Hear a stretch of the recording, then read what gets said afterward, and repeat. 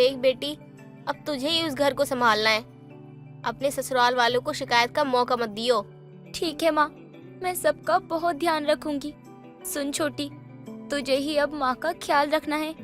और महक, मैं तुझ पर यकीन करके माँ और छोटी को तेरे सहारे छोड़कर जा रही हूँ। तू मेरी बेस्ट फ्रेंड नहीं बल्कि मेरी बहन जैसी है।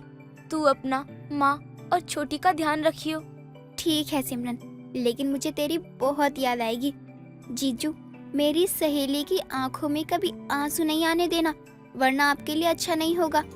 महक की बात सुनकर सब मुस्कुराने लगते हैं। तभी सिमरन का पति दीपक कहता है, अरे साली साहिबा, हमारी इतनी मजाल जो हम आपकी सहेली को परेशान करेंगे। आप कहें तो हम आपको भी इनके साथ ही अपने घर ले जाएं। फिर आप दोनों एक साथ ही रहना और एक दूसरे का ख्याल रखना। हमारा क्या है, हम तो खुद ही अपना ख्याल रख लेंगे। सिमरन रोते रोते हंसने लगती है और सभी ऐसे ही दीपक को मजाक करते हुए बहुत हंसते हैं। थोड़ी देर बाद सिमरन की विदाई हो जाती है और वो अपने ससुराल पहुंचती है। सारी रस्में भी बहुत अच्छे से हो जाती हैं।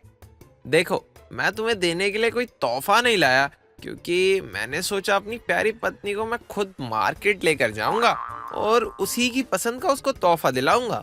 अरे इसकी क्या जरूरत थी? आप जो भी देते मैं वो रख लेती। अरे मेरी ब्यूटीफुल डार्लिंग, जब मैंने तुम्हें पहली नजर में तुम्हारे घर देखा था ना, जब से हमारी बात हुई थी, तब से ही मैंने सोच लिया था अब तो तुम्हारी पसंद का ही ख्याल रखना है। और वैसे भी तुम्हारी सहेली महक मेरी जान ही ले लेगी अगर मैंने जरा भी तुम्हें परेशान करने की कोशिश भी की तो। दीपक की बात सुनकर सिमरन मुस्कुराती है। अब ऐसे ही अगली सुबह होती है और सभी लोग खाने की टेबल पर होते हैं। अरे वाह बहू, सब्जी से लेकर खीर तक तूने सब कुछ एकदम अच्छा बनाया है। सुबह सुबह इतना बढ़िया खाना खिलाकर ना तूने तो मन ही खुश कर दिया। क्यों दीपक बेटा, सही कहा ना मैंने? तभी मजाक करते हुए दीपक कहता है, हाँ हाँ माँ, आपने बिल्कुल सही कहा। मैं तो सोच रहा हूँ क्यों ना सिमरन की उंगलियां कटवा दूं, ताकि कोई और इतना स्वादिष्ट खाना ही ना बना सके। चल बदमाश, कैसे बहू का मजाक बनाता रहता है। देख तो जरा बहू का मुंह कैसे उतर गया। अरे बहू तू डर मत, इसकी तो शुरू से ही आदत है मजाक करने की। अब तू भी इसके रंग में ढल जा। जी मम्मी जी, ठीक है। चलो तो फिर इसी बात पर ऐसा करो, ये खीर पूरी ऑफिस के लिए पैक कर दो। मेरे दोस्त खाएंगे और अपनी उंगलियां चाटते ही रह जाएंगे, क्योंकि इतना स्वाद से भरपूर खाना जो तुमने बनाया है ना, वाह। ऐसे ही सभी लोग बहुत ही हंसी मजाक करते हैं और थोड़ी देर बाद दीपक ऑफिस चला जाता है। सिमरन घर के कामों में लग जाती है। यूं ही दिन गुजरते हैं। सिमरन सभी का बहुत ख्याल रखती है और सभी उसका भी बहुत ध्यान रखते हैं। यहाँ तक कि शोभा हर रोज रात में बहू को दूध देना तक नहीं भूलती थी। ऐसे ही समय बीतता है। दोनों पति पत्नी घूमते फिरते, खाते पीते, और एक दिन सिमरन महक को फोन करती है। अरे बेमूरख इंसान, कैसी सहेली है तू? ना तो कोई फोन और ना ही एक बार मिलने आई। तुझे पता है मैंने तुझे कितना मिस किया। ओहो मेरी डार्लिंग, मैंने भी तुझे बहुत मिस किया। तू गुस्सा क्यों होती है? तू कहे तो मैं अभी आ जाऊं। हाँ क्यों नहीं, ये भी तो तेरा अपना ही घर है ना। सामान पैक कर ले और ऐसा कर, तू कल ही कुछ दिनों के लिए मेरे पास आ जा। मैं आज इस बारे में माँ और दीपक जी से बात करती हूँ। कल शाम की चाय तो हम साथ में ही पियेंगे। सिमरन अपनी सास और पति से महक के आने की खबर बता देती है। उन्हें भी उसके आने से कोई ऐतराज नहीं होता। सिमरन को खुश देखकर वो भी खुश हो जाते हैं। ऐसी अगली सुबह से शाम हो जाती है और एकदम से डोरबेल बजती है। अरे महक, तू आजा आजा, अंदर आजा। महक अंदर आती है और ऐसे ही दोनों एक दूसरे को गले लगाते हैं। दोनों साथ बैठकर खूब सारी बातें करते हैं और सिमरन रसोई में जाकर चाय नाश्ता भी लाती है। वही दीपक भी आ जाता है। अरे वाह महक, तुम यहाँ? क्या बात है, यहाँ तो चाय नाश्ता चल रहा है। अरे भाई, कोई इस गरीब को भी कुछ पूछ लो। आखिर मैंने क्या बिगाड़ा है तुम्हारा? जीजा जी, ये तो आपका ही घर है, अब आपको ही क्या पूछना। अच्छा जी, हैंड टू हैंड जवाब। सही कहा है किसी ने। आखिर साली भी आधी घरवाली ही होती है। सभी मजाक करते हुए बहुत हंसते हैं। अरे आप भी ना, आप दोनों बातें करो, मैं आपके लिए चाय लेकर आती हूँ। ऐसे ही रात हो जाती है। सिमरन महक से कहती है, महक सुन, तू ना रसोई के बराबर वाले कमरे में सो जाइयो, और अगर तुझे वॉशरूम जाना हो ना तो तू यहाँ से। सिमरन पूरी तरीके से बात नहीं कह पाती और महक उसकी बात को काटते हुए कहती है। अरे मेरी माँ, मुझे सब पता है, मैं समझ गई। वॉशरूम तेरे कमरे से सीधी ओर की तरफ है। अब तू जाकर सो जा और मुझे भी सोने दे। लेकिन तुझे कैसे? अब तू कहेगी कि तुझे कैसे पता? अरे पागल, मैंने तो अंदाजा लगाया है और यूं ही कह दिया। चल अब मैं चली सोने। इतना कहकर महक वहाँ से चली जाती है। सिमरन को समझ नहीं आता कि महक पहली बार घर आई है, लेकिन उसका इतना बड़ा अंदाजा सही कैसे हो रहा है। ऐसे ही वो सोचती है और अपने कमरे में सोने के लिए चली जाती है। अगले दिन रसोई में सिमरन कुछ ढूंढ रही थी कि तभी वहाँ पर महक आती है। अरे क्या हुआ? तू यहाँ वहाँ क्या देख रही है? अरे यार, घर का तो राशन ही खत्म हो गया है, वही देख रही हूँ। माँ जी ने सामान कहाँ रखा हुआ है? यहाँ तो मुझे कुछ भी दिखाई नहीं दे रहा।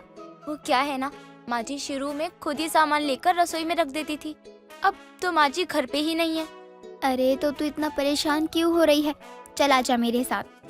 महक सिमरन को स्टोर रूम ले जाती है और सिमरन वहाँ सारा राशन देखकर कहती है। अरे राशन तो यहाँ रखा है और मैं खामा परेशान हो गई थी यहाँ वहाँ ढूंढकर। लेकिन एक बात तो बता, तुझे कैसे पता कि राशन यहाँ रखा है? अरे वो ना तेरी सास है। बातों बातों में कल उसी ने बताया था। लेकिन ये बात तुझे बताने वाली नहीं थी, फिर क्यों बताई? अरे तू भी ना पूरी बाल की खाल निकाल लेती है। चल खाना बना ले, मुझे बहुत तेज भूख लगी है। सिमरन को महक की बातें कुछ समझ नहीं आती, लेकिन वो नजरअंदाज करके वापस से अपने कामों में लग जाती है। ऐसे ही शाम होती है और महक अपने कमरे में उल्टी तरफ मुंह करके खड़ी होती है। तो पीछे से दीपक आकर उसे बाहों में भर लेता है और महक कुछ नहीं कहती। कुछ ऐसे ही मिनट गुजर जाते हैं। सिमरन वहाँ पर सब कुछ देख लेती है और उन्हें देखकर कहती है। दीपक जी, ये सब क्या हो रहा है? अरे तुम यहाँ, तो ये कौन है? ओह जीजा जी, ये मैं हूँ महक। लगता है आपने सिमरन समझकर मुझे पकड़ लिया। लेकिन आप महक के कमरे में क्या कर रहे थे? अरे यार, मुझे लगा था ये तुम हो और मैं पीछे पीछे यहाँ आ गया। ऐसा कलर तुम्हारे पास भी है ना, तो मुझे लगा तुम ही हो। आज से पहले तो दीपक जी ने कभी ऐसी नहीं किया मेरे साथ, और न ही आज तक कभी ऐसे पीछे से आकर गले लगाया। पता नहीं क्यों, लेकिन जब से महक घर में आई है तब से सब कुछ अटपटा सा लग रहा है। कहीं ये मेरा वहम तो नहीं है? हो सकता है शायद कुछ ज्यादा ही सोच रही हूँ मैं। अरे डार्लिंग, क्या सोचने लगी हो तुम? किसके ख्यालों में डूबी हो? अरे यार सॉरी, तुझे बुरा लग गया होगा ना। ऐसे दीपक ने मुझे पीछे से आकर बाहों में जो भर लिया। जीजा से सीधा दीपक हो गया अब? नहीं कुछ नहीं, मुझे बुरा नहीं लगा। और वैसे भी कौन सा दीपक जी ने जानबूझकर किया था ये सब। अच्छा ये सब बात छोड़ो, तुम मेरे साथ मार्केट चलो। मेरे दोस्त विक्रम की बेटी का जन्मदिन है। मुझे समझ नहीं आ रहा है कि मैं क्या गिफ्ट लूं उसके लिए। दीपक जी, मम्मी जी तो किसी काम से बाहर गई हैं और मैं ऐसे कैसे जा सकती हूँ? अब मैं क्या करूं? दीपक जी, मैं आपके साथ चलूं? अब मेरा मतलब है दीपक जीजू, मैं आपके साथ गिफ्ट लेने चल सकती हूँ। आपकी मदद भी हो जाएगी और मुझे भी मार्केट से कुछ सामान लेना है। अरे वाह, ये तो अच्छा आइडिया, चलो फिर। इतना कहकर दोनों चले जाते हैं। वहीं सिमरन आंखों में आंसू लिए खड़ी हुई सोचती है। भगवान, मुझे ऐसा क्यों लग रहा है जैसे कि कोई बड़ा अनर्थ होने वाला है। ना जाने क्यों मेरा दिल इतना घबरा रहा है। मैं जानती हूँ महक मेरी बहुत अच्छी दोस्त है और मेरे पति भी बहुत अच्छे हैं, फिर भी दोनों को एक साथ देखकर मेरे मन में एक अलग सी बेचैनी क्यों हो रही है। अब दोनों जीजा साले खाना पीना खाकर सामान खरीदते हैं और एक क्लब में जाते हैं और खूब मजे करते हैं। कुछ देर बाद दोनों घर पर आते हैं। क्या हुआ इन्हें? तू ऐसे इन्हें पकड़कर क्यों ला रही है? अरे यार, वो हम एक क्लब में चले गए थे तो वहीं जीजू ने गलती से जूस समझकर विस्की पी ली। सिमरन चल, खाना खा और सो जा। और मैक, तुम मेरे साथ मेरे कमरे में चल। क्या दीपक जी ने शराब पी है? लेकिन मैंने तो आज तक दीपक जी के मुंह से शराब का नाम तक नहीं सुना था, और आज इन्होंने शराब भी पी ली। और ये मुझसे ऐसे कैसे बात कर रहे हैं? आज तक इन्होंने मुझसे ऐसे कभी बात नहीं की। क्या हो गया? मैंने शराब ही तो पी है, तेरे बाप का खून थोड़ी पी लिया है। कोई गुनाह कराएगा मैंने? देख सिमरन, अभी दीपक नशे में है तो तू बहस मत कर, हम कल सुबह बात करते हैं। इतना कहकर महक जैसे तैसे दीपक को उसके कमरे में ले जाती है। एक तरफ बेस्ट फ्रेंड और दूसरी तरफ पति। अब बेचारी तो करे भी क्या करे। रोते हुए सिमरन वहीं हॉल में सोफे पर सो जाती है। अगली सुबह सिमरन दीपक को उठाने उसके कमरे में जाती है, लेकिन वो तो कमरे में होता ही नहीं। तभी सिमरन महक के रूम में जाती है और दोनों को एक साथ सोते हुए देखकर हैरान हो जाती है। उसे कुछ समझ नहीं आता और वो बहुत रोती है। ऐसे ही अचानक सिमरन कमरे से बाहर खड़ी जीजा साली की सारी बातें सुन लेती है। आखिर कौन सी ऐसी बात जिसे सुनकर सिमरन को बड़ा सा धक्का लगता है। हे भगवान, मेरे साथ इतना बड़ा धोखा मैंने कभी सपने में भी नहीं सोचा था कि मेरे अपने मेरे साथ ऐसा खेल खेलेंगे। हे भगवान, मैं क्या करूं अब? तू ही मुझे कोई रास्ता दिखा। मुझे अब कुछ भी समझ नहीं आ रहा। सिमरन नहीं चाहती थी कि उसकी माँ और छोटी बहन ये सब सुनकर परेशान हो, इसलिए सिमरन रोते हुए अपनी बुआ की बेटी रमा को फोन करके सारी बातें बताती है। साथ ही सिमरन उसे समझा देती है कि ये सारी बातें माँ को पता नहीं चलनी चाहिए। रमा सिमरन की बात सुनकर उसे एक तरकीब बताती है।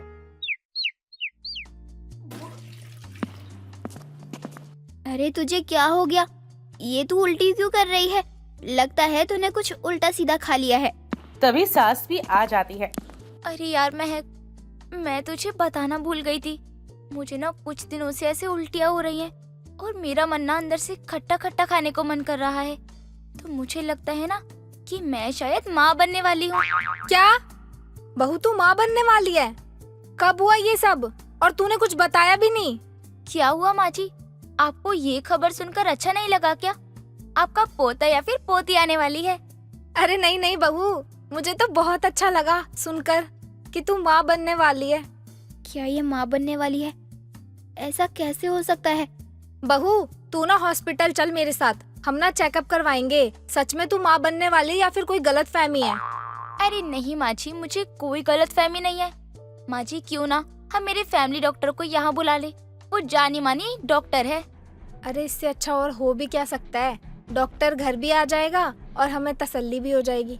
अच्छा ठीक है बहू, तू ना फोन करके बुला ले घर पे डॉक्टर को। सिमरन डॉक्टर को फोन करके घर बुलाती है। थोड़ी देर बाद डॉक्टर घर पर आते हैं और सिमरन का टेस्ट करते हुए उसे बताते हैं। अरे वाह वाह, मुबारक हो। मिठाई मंगवाइए और पूरे शहर में बंटवाइए। अरे लेकिन किस खुशी में? अरे तुम बाप बनने वाले हो। तुम्हारी पत्नी ने तुम्हें बाप बनने का मौका दिया है और तुम पूछ रहे हो किस खुशी में? क्या मैं बाप कैसे बन सकता हूँ? क्यों, तुम मर्द नहीं हो जो तुम्हारी पत्नी बांझ होगी? वो डॉक्टर साहिबा, ऐसी कोई बात नहीं है। लेकिन ये सब कैसे हो गया? अरे कैसे इंसान हो तुम? तुम्हें यही नहीं पता कि कैसे क्या हुआ है?